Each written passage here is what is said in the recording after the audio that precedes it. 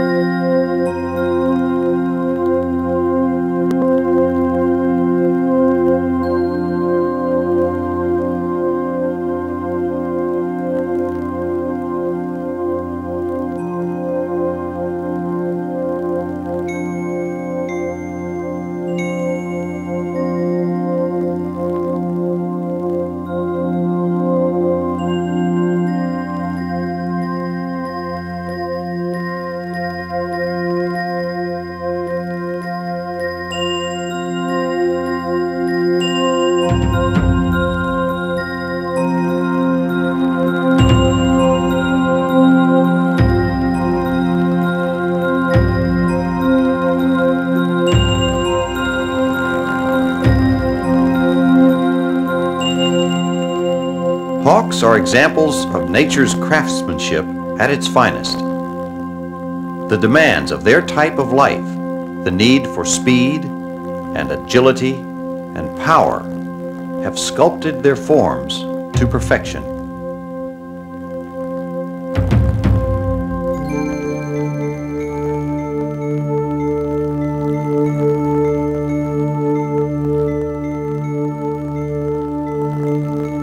Hawk is a generalized term we use for a casually related company of birds of prey which hunt by day.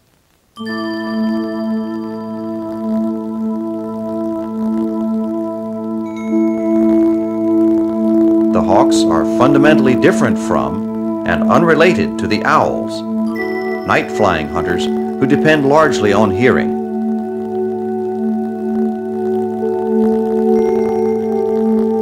Vultures are often thought to be close relatives of the hawks, but genetic studies show that the New World vultures, like this turkey vulture, are actually related more closely to the storks.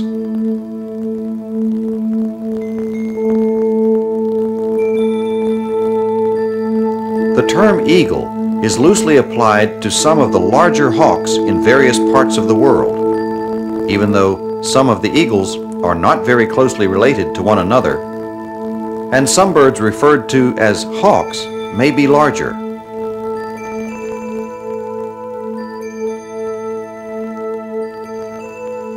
Unlike the eagles, the hawks are plentiful.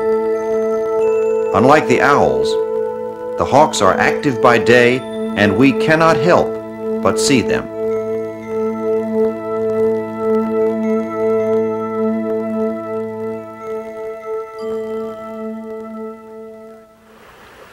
So richly diverse is the North American web of life that it supports about 30 species of hawks, each with its unique combination of range, habitat, and lifestyle. Hi, I'm Michael Godfrey, your host, as we visit North America's hawks up close. Most of our hawks fall into three groups: the buteos, the accipiters, or the falcons. Each group has a characteristic shape, reflecting the way the birds fly and the type of hunting they do. The buteos, like this red-tailed hawk migrating past Raccoon Ridge in New Jersey, are large birds with broad wings and short tails. We're likely to see them soaring over open country.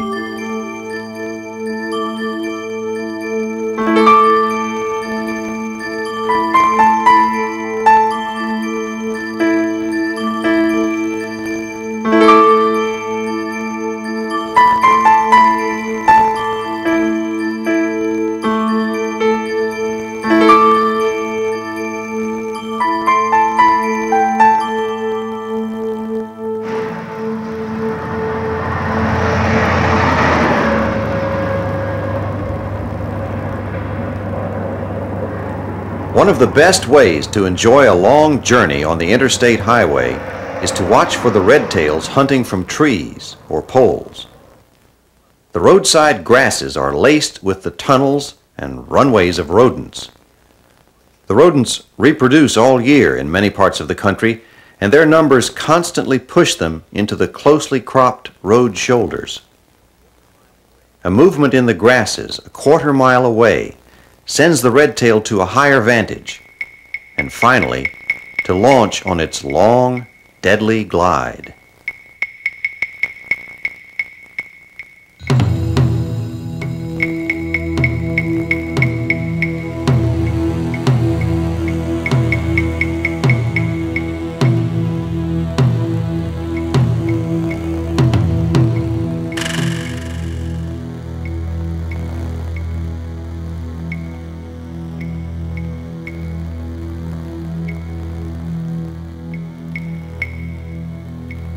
In the past, the buteos were sometimes called chicken hawks, but the fact is that they rarely take chickens, nor any other birds. The buteo style of hunting is better suited to catching rats and mice. The buteos can soar for hours with little effort, or they may hunt from a perch, watching the ground with keen vision, waiting to drop on an unsuspecting rodent. The buteos rely on patience and surprise more than on speed. It's the buteos we see most in our travels and in our neighborhoods. This is the solitary figure hulking in the bare tree or on a roadside pole. A benign presence, a link with the biotic community around us. The buteos are the visible tip of the vast iceberg that is the North American life system.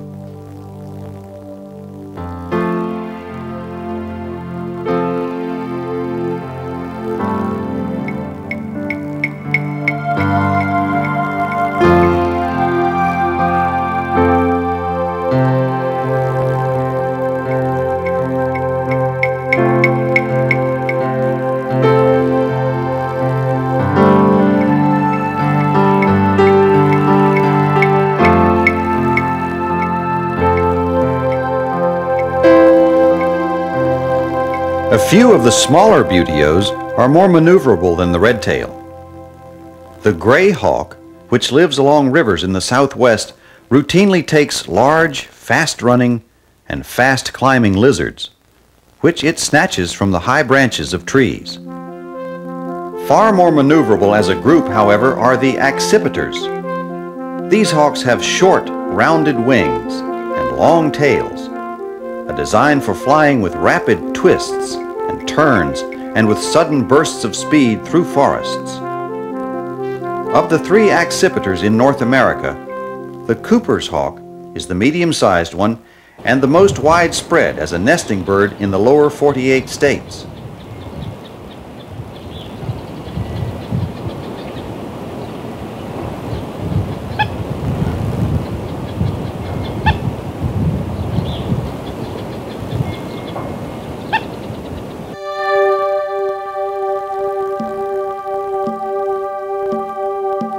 But by far, the sharp-shinned hawk is our most common accipiter. Accipiters have to be fast and agile because they prey upon other birds, often pursuing them through dense cover.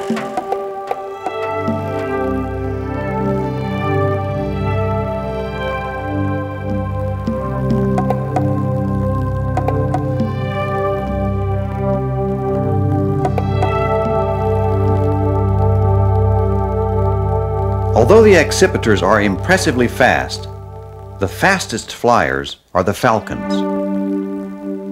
With long, pointed wings and long tails, falcons are streamlined for lightning dives in open country.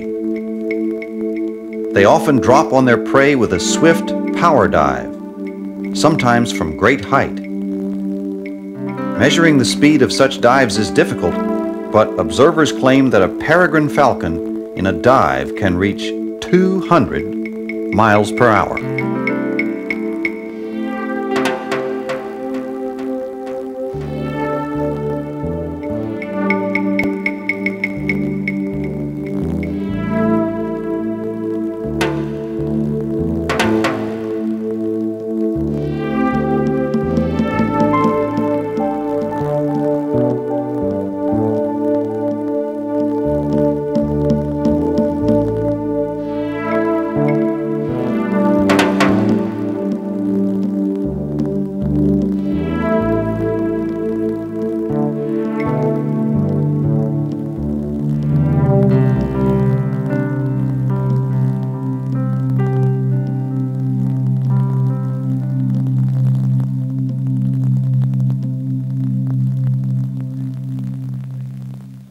Besides these three major groups, there are other types of hawks, all distinguished by the way they hunt and the prey they pursue. Several species of hawks are referred to as kites, and all of these have a very buoyant, sailing flight. The snail kite, for example, soars over marshes in Florida, watching for large snails, practically the only item on its menu.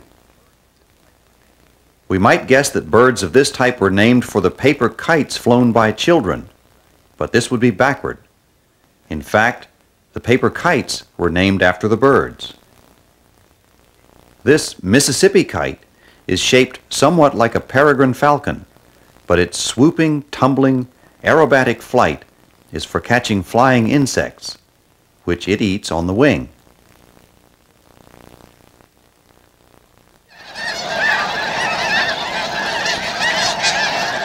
The Bosque del Apache National Wildlife Refuge sprawls across the bottomlands of the Rio Grande downstream from Albuquerque, New Mexico.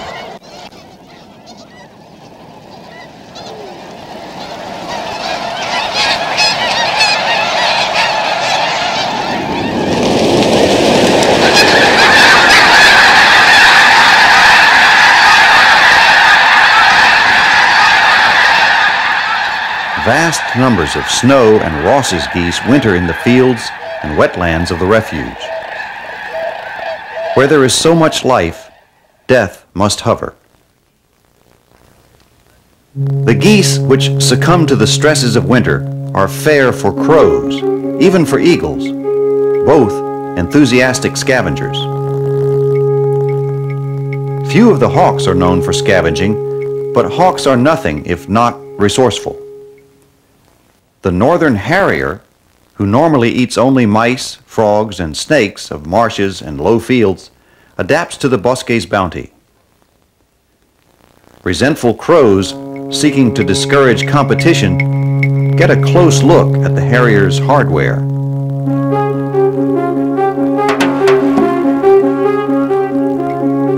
When not being heckled, the harrier quarters the open lowlands. It rests on the ground, occasionally taking so lofty a perch as a fence post. In hunting flight, the harrier skims the grasses, holding its wingtips aloft for clearance.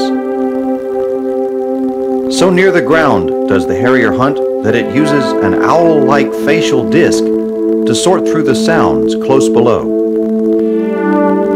The relation to owls goes deeper still. The marshlands the harrier hunts by day are worked at night by the short-eared owl. The two keep a relentless pressure on the rodents, their hunts overlapping at the changing of the guard.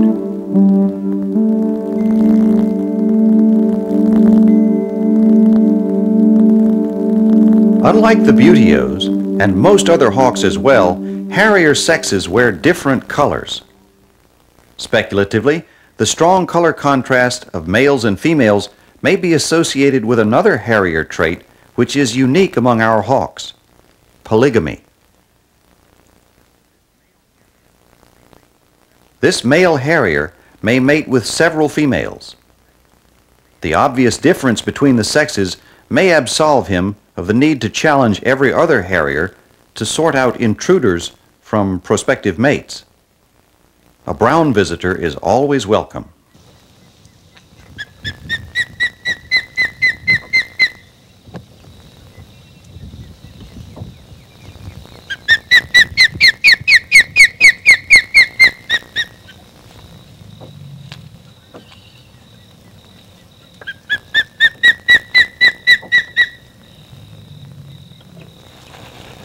Most hawks hunt by sight alone, and this is true of the osprey or fish hawk.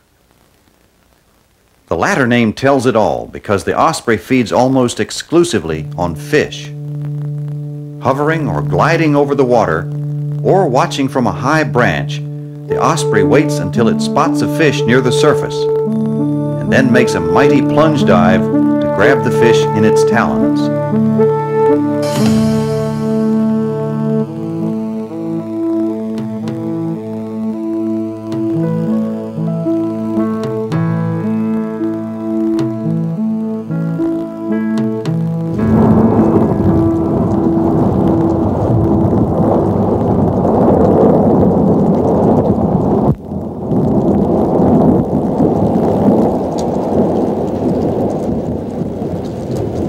For most hawks, as for most predators, hunting is a solitary activity.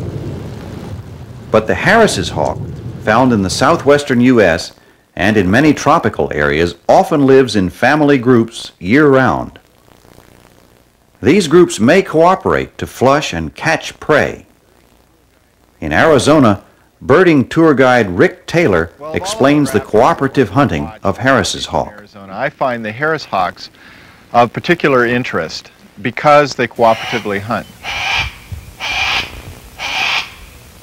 They're certainly beautiful hawks, but to watch 2 or 3 or up to a half a dozen at a time pursue a jackrabbit across Desert Valley is one of the most moving sensations available to a bird watcher that we have in southeastern Arizona. Many hawks migrate in great number. Mixed flocks are fairly frequent at a wide variety of locations around the United States. But Harris hawks are the only species that we have which is sociable, meaning that often 2 or 3 birds will be found perching adjacent to one another very companionably. Apparently, this serves an ecological function as well. Superb powers of flight are only part of the reason hawks are such effective predators. They have other physical adaptations that are equally impressive. The term hawkeye is synonymous with keen vision. Most birds have better eyesight than humans do, but the eyes of hawks are sharp almost beyond belief. A red-tail can see newsprint farther away than we can read the headlines. The retina of this ferruginous hawk's eye, like that of a human eye, is covered with tiny receptor cells called rods and cones. But in the hawk, these structures are so densely packed that the bird can see far more detail than we can.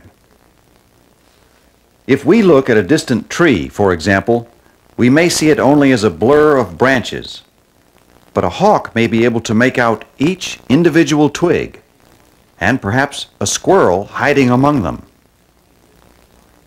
In addition to seeing this fine detail, the eyes of hawks are actually capable of a sort of telescopic vision. Each eye is slightly elongated, like the tube of a short telescope, so that the image falling on the retina is somewhat magnified. Hawks do the actual catching of their prey with their powerful talons.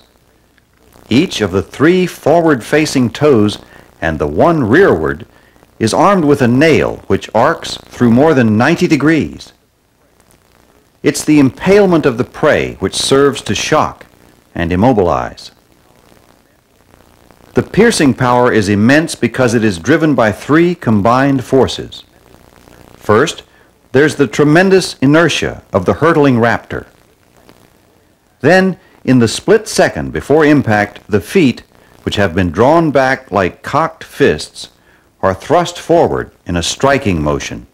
And finally, there's the closing force within the foot as the legs flex upward under impact.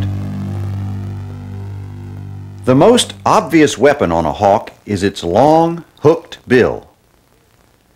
It is used principally to tear pieces from prey already killed by the talons. This gyrfalcon shows the notch near the tip of the bill characteristic of falcons. When a falcon is dealing with struggling prey, the victim is dispatched with a quick bite to the spinal cord at the base of the neck.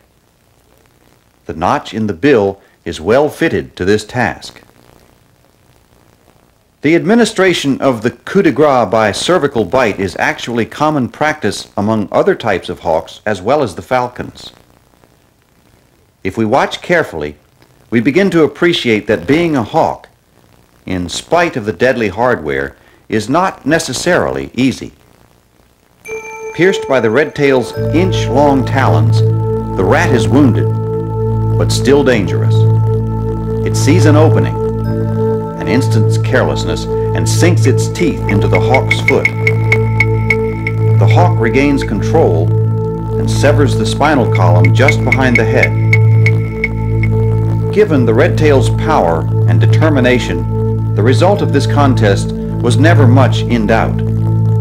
Yet it's no leap of imagination to see that a lifetime of such desperate combat must take its toll. Each rat carried into the woods for dinner is a meal well earned.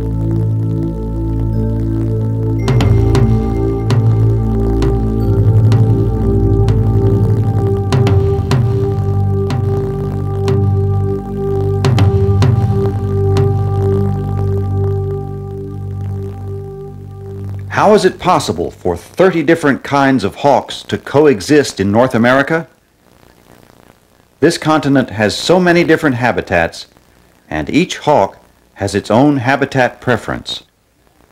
Swainson's hawk, a buteo of the central and western states, was formerly a bird of the prairies and desert grasslands. It's still found there, but it has adapted to farmland as well. This buteo takes a variety of prey and specializes in large insects.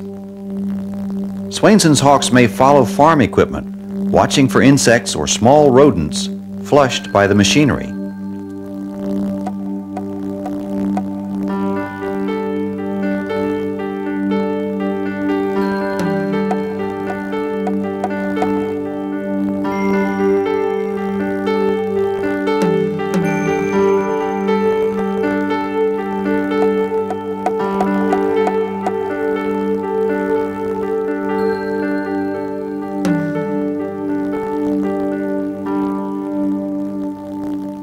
Another western buteo of open country is the ferruginous hawk. Larger than Swainson's, it often lives in drier, rougher country. One thing the ferruginous and Swainson's hawks have in common is that each has a dark form. Some individuals are dark brown or almost black, where so-called normal birds are much paler. This dark morph ferruginous hawk leaves its perch to hunt the Sonoran Desert foothills of Arizona's Chiricahua Mountains.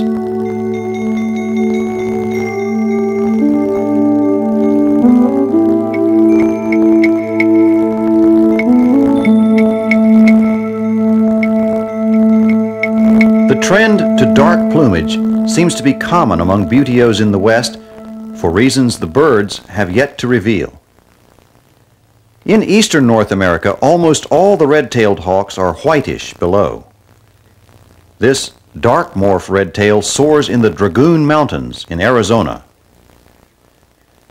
In the west, many of the red-tails are dark reddish-brown, chocolate brown, or black. A very dark type of red-tail nesting in Alaska for many years was given its own name, Harlan's hawk.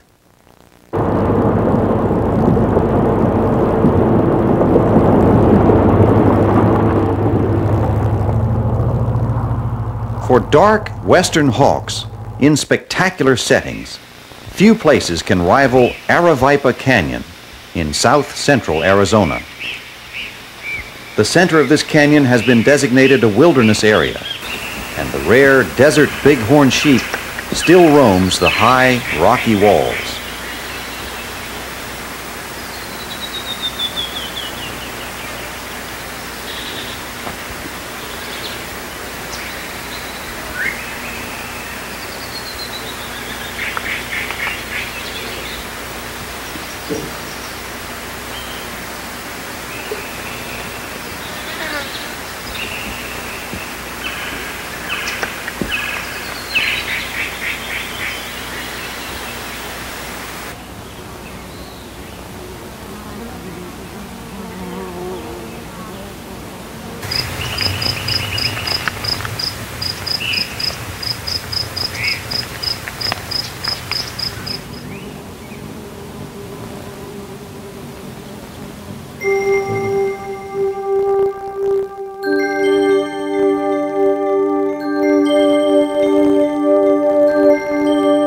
Aravaipa is the summer home of two specialty hawks of the Southwest, the zone-tailed hawk and the common black hawk.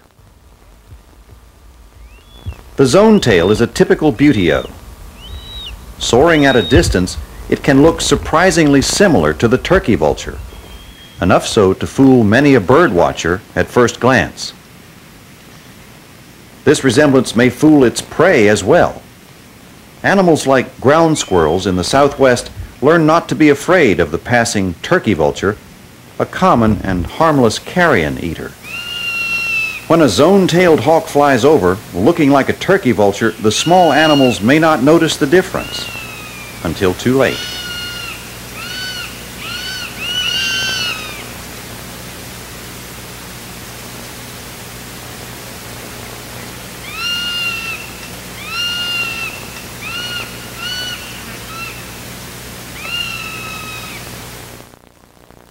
Zone-tailed hawks are uncommon throughout their wide range in the tropics, and probably fewer than 100 pairs nest in the U.S. Remote and protected, Aravaipa Canyon is a perfect situation for them. They nest in the large cottonwoods along Aravaipa Creek and hunt over the surrounding desert scrub. More of a riparian specialist is the common black hawk. It nests along Aravaipa Creek. It also does its hunting there. This bird is a long-legged, heavy-bodied relative of the buteos, and it captures most of its prey at the water's edge or in the water. Frogs, small fish, and snakes. The black hawk is a rare bird in the United States, and Aravaipa is one of its strongholds here. Ornithologist J. Schnell has devoted more than a decade to studying the black hawks in Aravaipa Canyon. The black hawks are primarily in Aravaipa Canyon because of the riparian habitat. They are obligate riparian nesters. They have to nest in riparian in the southwest. If they nested in cliffs, there'd be no problem in their conservation, but since they are limited to riparian and the food in the riparian habitat, there is a problem with their conservation. So the black hawks are being mainly dependent on fish and frogs. You'd think they'd be in real trouble, but even when the fish and the frogs have been low, they seem to switch to other prey items. They are generalists in their feeding habits, so whatever is abundant, they seem to zero in on, and if there's enough energy, food energy in that population, they're able to raise it and successfully carry through their nesting cycle. Zoologists tell us that northerly life systems are simplified relative to their southern counterparts. There are fewer species in the north. But the ones that are there tend to be large. As the polar bear is the world's largest bear, so is the gyrfalcon the largest falcon.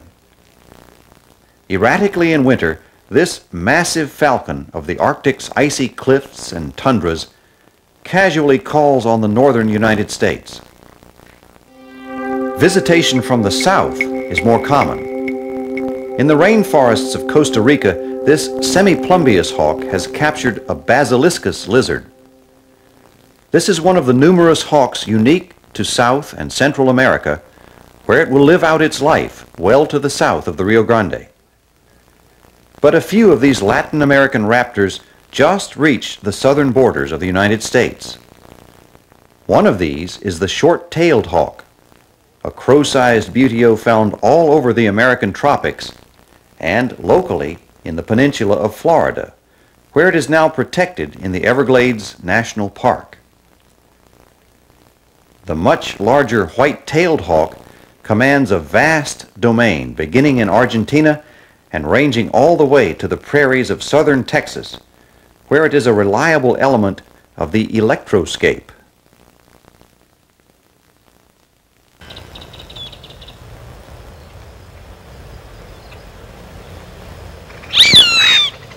Another visitor from the south is the roadside hawk.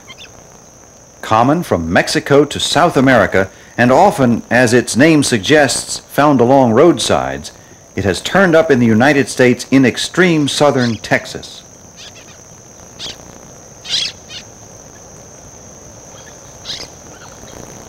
The gray hawk is another Central American raptor whose homeland just touches ours in southern Arizona.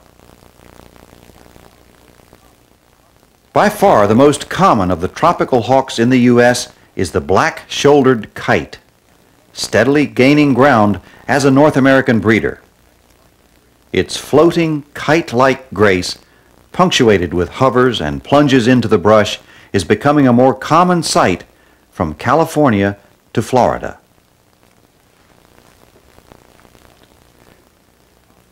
One of the strangest of the tropical hawks to cross the border is the crested caracara, national bird of Mexico. Although it is shaped somewhat like a buteo, the caracara is actually a member of the falcon family. Its feeding habits are unlike those of typical falcons or of typical hawks, because it feeds on carrion, often joining the vultures feasting on roadkills. Its companion on this West Texas fence is a scissor-tailed flycatcher, courteously escorting the caracara through its territory. The southerly raptors are not really ambassadors from Latin political realms, but from life systems which transcend and unite the Americas.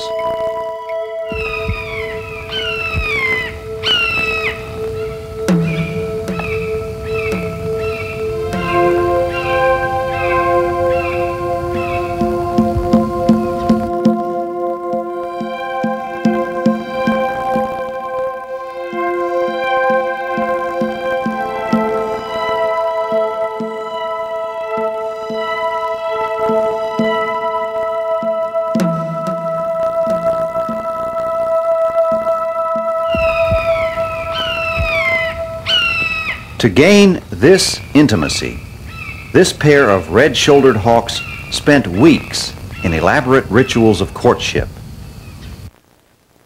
Since they don't sing to advertise their territories as songbirds do, the hawks often take to the air to perform display flights, dancing in the sky. The graceful swallow-tailed kite is one of many species of hawks that have developed flight displays to advertise their territorial claims and to court their mates.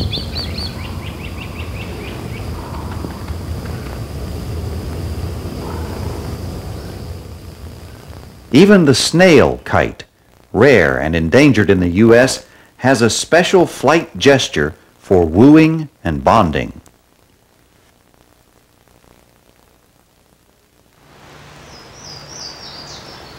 As a study in courage, I'd offer this experience with the red-shouldered hawk, a 2-pound buteo of the streamside hardwoods. To film a red-shouldered hawk nest near my home, I had to haul the equipment 40 feet up a nearby tree. I always tried to make the climbs when the adults were away. One morning I miscalculate and find myself at eye level with the female. Normally she'd have flown, but today her chicks are hatching and they need her warmth. Hackles raised, she stands her ground a few feet from what must be the equivalent of a dragon. Watching this brave huntress raise her family was unforgettable.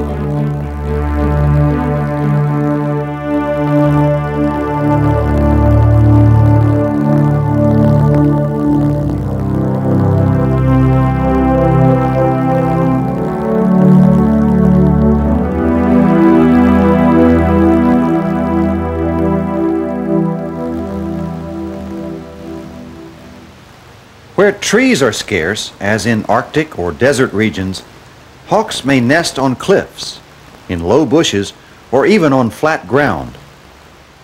But over most of North America, a typical hawk nest may be a renovation of an old nest of a crow or squirrel, a bulky platform of sticks high in a tree. The male often chooses the site. This female Cooper's hawk in Cave Creek Canyon, Arizona, incubates on a nest she may reuse for many years. Settled in, she becomes invisible to the passing observer.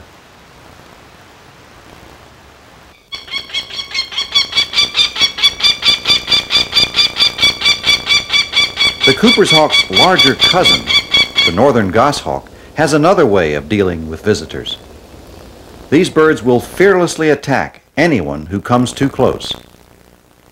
This behavior is provoked only by a perceived threat to the nest.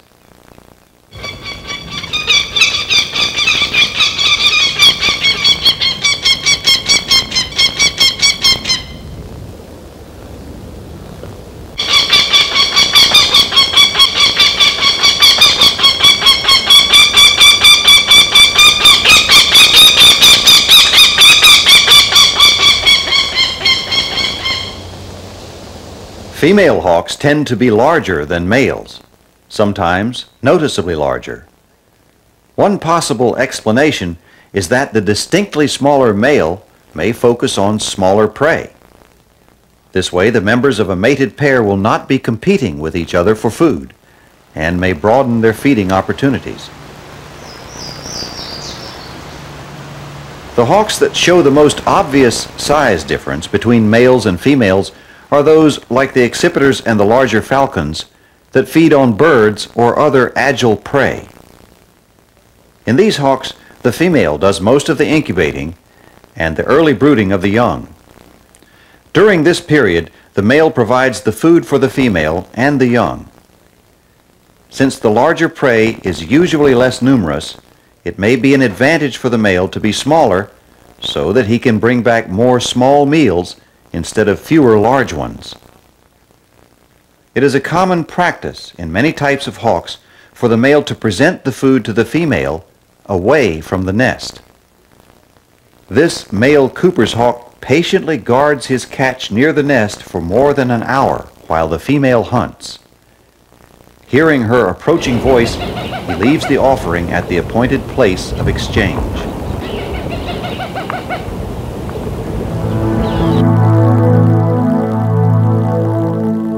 In North America, there is only one hawk that raises its young in holes in trees, the American kestrel. This little falcon feeds on smaller prey than its relatives, and its hunting is less spectacular. Often it hovers over open fields before dropping to pick up a grasshopper, perhaps a mouse. The kestrel has become scarce in some parts of the United States because of a lack of good nesting sites. A scarcity of dead trees besets cavity nesting wildlife just about everywhere, and competition for nest holes can be intense. Fortunately, kestrels readily accept man-made nesting boxes of the right dimensions. People have put out kestrel boxes with impressive results, increasing the populations of these colorful falcons in regions where they had almost disappeared. A kestrel box must have a floor area of at least 8 inches by 8 inches. An entrance hole 3 inches in diameter should be centered 10 to 12 inches above the floor. The box should be about 15 feet above the ground, in the open, with plenty of open space in front of the entrance.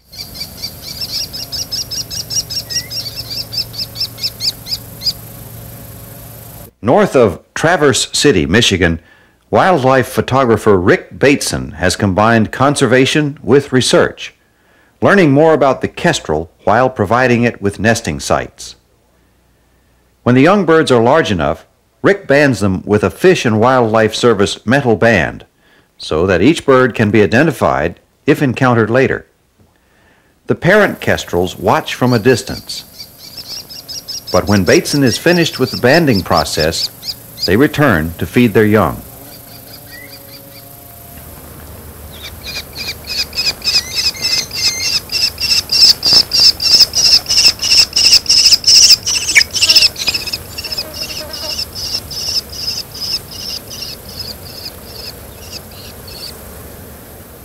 The kestrel is one of our smallest hawks, but humans are also helping to provide nesting sites for one of our largest, the osprey, or fishhawk.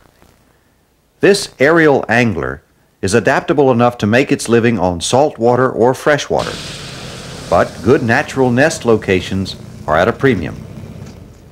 On the island of Martha's Vineyard, Gus Ben David of the Massachusetts Audubon Society and others have set up more than 100 osprey poles. As a result, the vineyard now has a thriving population of these birds. Similar projects in many parts of America have been important in helping the osprey return from the edge of extinction.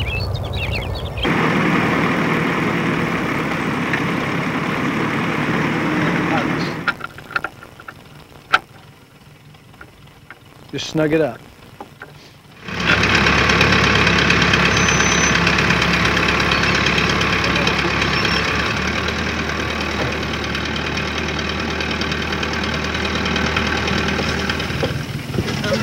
Tell us when, Michael, we'll start shoveling some dirt. Shovel some dirt. All right, go, guys.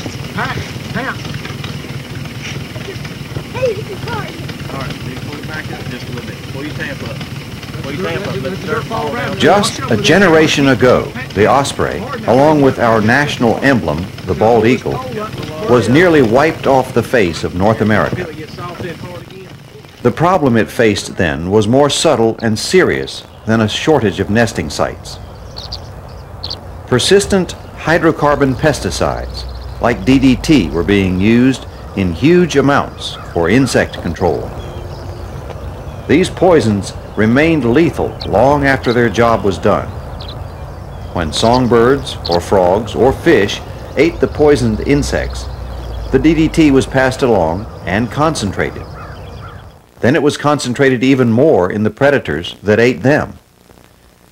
Many predators at the top of the food chain carried heavy concentrations of DDT, and although the poison usually did not kill them outright, it often ruined their efforts to reproduce.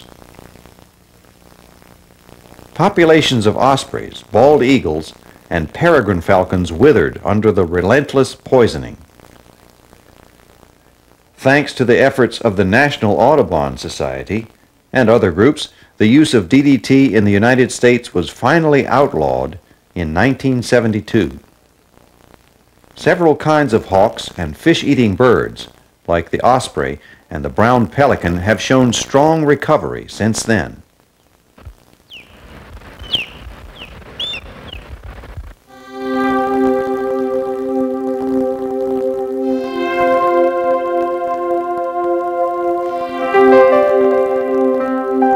In the U.S., mankind's relationship with the hawks is improving. We've stopped poisoning them with pesticides. We have also outlawed the shooting of hawks, an amusement that all too recently passed for sport. The most serious damage was done by shooting hawks where they concentrate in large numbers. Most hawks are solitary by nature, but every spring and fall, when they migrate between their summer and winter ranges, their favored routes of travel often concentrate them in narrow corridors. Along some mountain ridges, along the seacoast, and along certain parts of the Great Lakes, hundreds or even thousands of hawks may pass by on some days. One of the most infamous spots for hawk shooting in the eastern United States was Hawk Mountain, Pennsylvania. In the early part of the 20th century, gunners would come to the mountain, sometimes hundreds at a time, every weekend in fall. The toll of hawks slaughtered each season ran into the thousands. But all that has changed. The infamous Hawk Mountain is now the famous Hawk Mountain Sanctuary. People still come here by the hundreds throughout the autumn, but now they come armed with binoculars and telescopes, not with shotguns. Many lovers of birds of prey consider the annual trip to Hawk Mountain to be a pilgrimage. They come from all parts of the United States and from all parts of the world to watch as the southbound raptors troop the fall colors. Just a little bit above eye level. We're located on the Kittatinny Ridge, which is 1,500 feet above the river. But what it represents is the last ridge south in this great Appalachian chain of mountains. So the birds are coming down here ridge over ridge, and they hit this last ridge, and instead of flying across it and over the Great Valley, which expends a great amount of energy, they stick to the ridge system to get these updrafts on one side, depending on the wind. If it's northwest wind, they use the updrafts, and also the thermal currents, which block up against the south side of this ridge during the same fall period. So they're adhering to the ridge system because innately it's a conservation of energy. They don't have to fly great distances south without wind currents. And what happens here at Hawk Mountain topographically is this north lookout juts out into the valley from the main ridge system, and so the hawks are funneled into this area. So it provides this window on this great migration that's coming down out of the northeast. It's a quality spot, being able to look at eye level at a bird or down or way up, and then combined with the great excitement that it brings when all the people are here coming from all over the world to view this spectacle. I don't think you can find this anywhere else. I've been at all the major lookouts in North America and in Israel and Greece and Spain. This is the spot.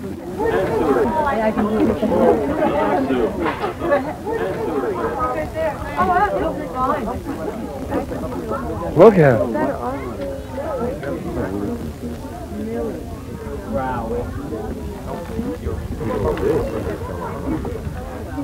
If you grab it, look at him. They're really getting up there. Oh, that one big. To get from mindless persecution of our raptors to annual celebrations of their southing, we had to go through an educational process. That began with pioneers like Rosalie Edge, who defied the gunners at Hawk Mountain in the 1930s and secured the mountain as a sanctuary. You'll know what it is. The work of education continues. Walter Crawford, director of the World Bird Sanctuary in St. Louis, shares the raptors with a group of students. But how they all interrelate in a family that's found throughout the United States. Thank you very much, Katie. His colleague, Melinda Angstrom, reaches out to the very young in a landmark program called Wings for Tots. The goal is ambitious. Give every child in the St. Louis school system an understanding of the critical importance of birds of prey. The rehabilitation of injured birds of prey is also a major concern at the World Bird Sanctuary. This male sharp-shinned hawk was brought to the sanctuary having been found near starvation. Nursed and nourished by trained and licensed handlers, the sharpshin is ready to return to the wild.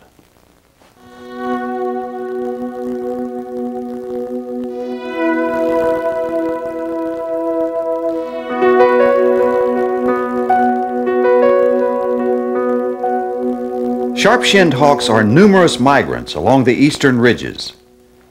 The sharpshin is the smallest of our three accipiters, and it's one of the principal beneficiaries of the tremendous popularity of bird feeding in America today, for the sharpshin specializes in small birds. The sharpshin is the reason every bird feeder must have cover nearby. But it is the unbelievable numbers of passing broad-winged hawks that bring the faithful year after year to Hawk Mountain. Peak numbers of this small woodland buteo are variable and unpredictable, yet they rarely fail to reward the Hawk Mountain pilgrim who arrives on the right day to see their billowing formations. Most of the watchers come here for sheer enjoyment, but there is a purposeful side to the observations.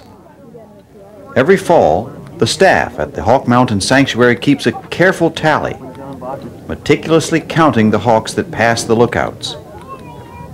The numbers fluctuate from year to year, since minor weather patterns can shift the routes taken by some hawks. But over the long run, these counts provide a way to monitor the populations of many raptors, and by inference, the health of the North American life scheme. Where those birds go, man? There's one up there. I'm going to get the pinnacle. Oh, I've never seen enough so close. Okay. I guess you're pretty busy, but I'll give you the count for the hour if you have a moment. We had one northern harrier, 22 sharpshins, and 735 broadwings for the hour. There's the osprey at the Himmelstein. Hawk Mountain and other sites on the eastern ridges like the New Jersey Audubon Society's Raccoon Ridge are especially favored by soaring birds like buteos, seeking an easy ride on the updrafts. Accipiters and falcons are power flyers, not easy gliders, and their biggest flights can be seen where they concentrate along coastlines on their way south.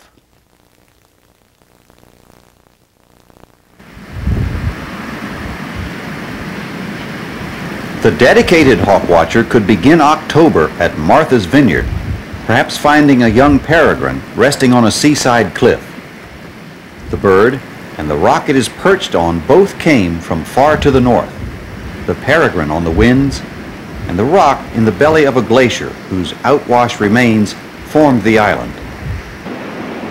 Over the vineyard's timeless coastal heaths, young peregrines in passage practice life in the fast lane, chasing each other and the small birds which fuel the stunning falcon migrations of the eastern seaboard.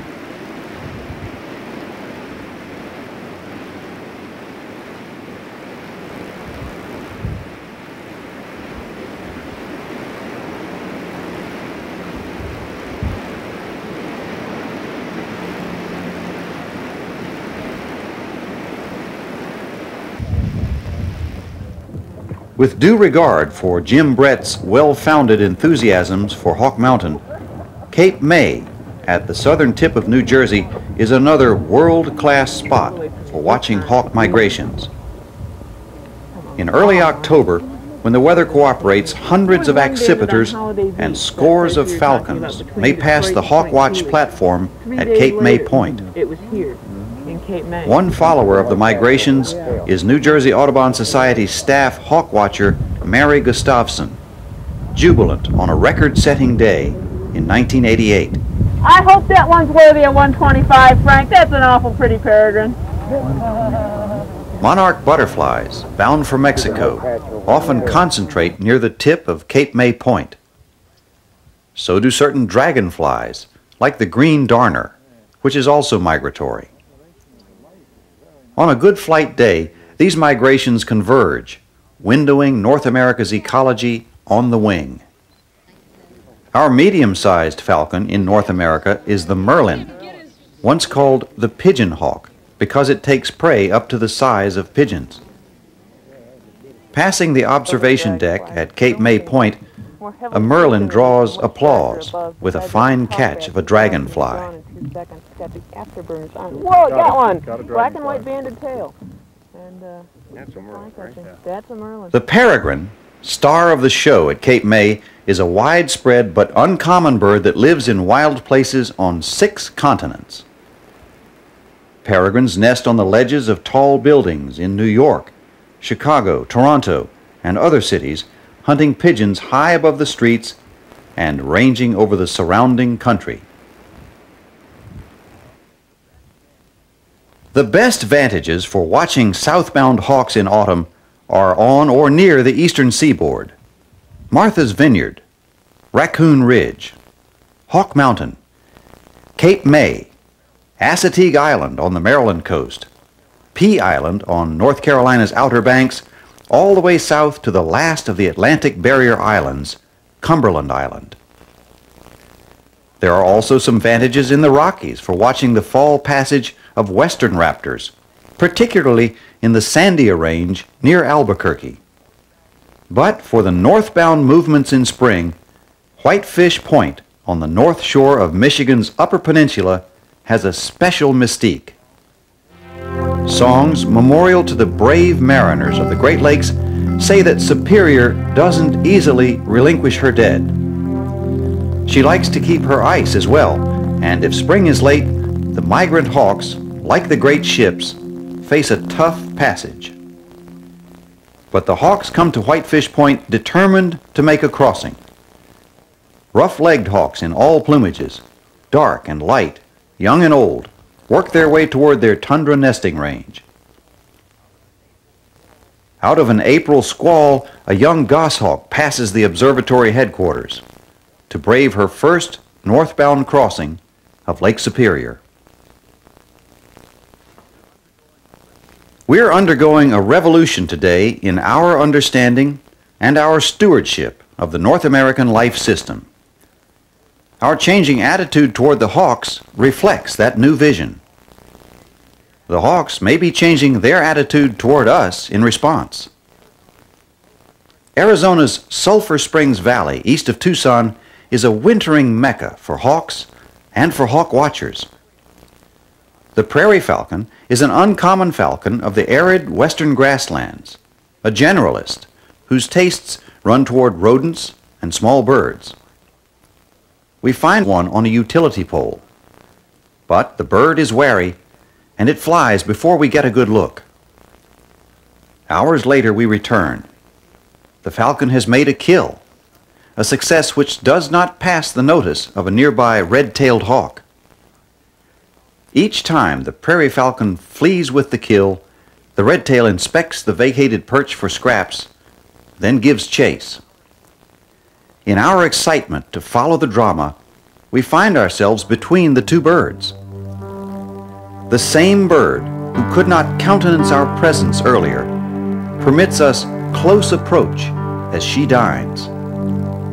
The falcon now considers us not only tolerable, but useful, a deterrent to the frustrated pirate on the next pole.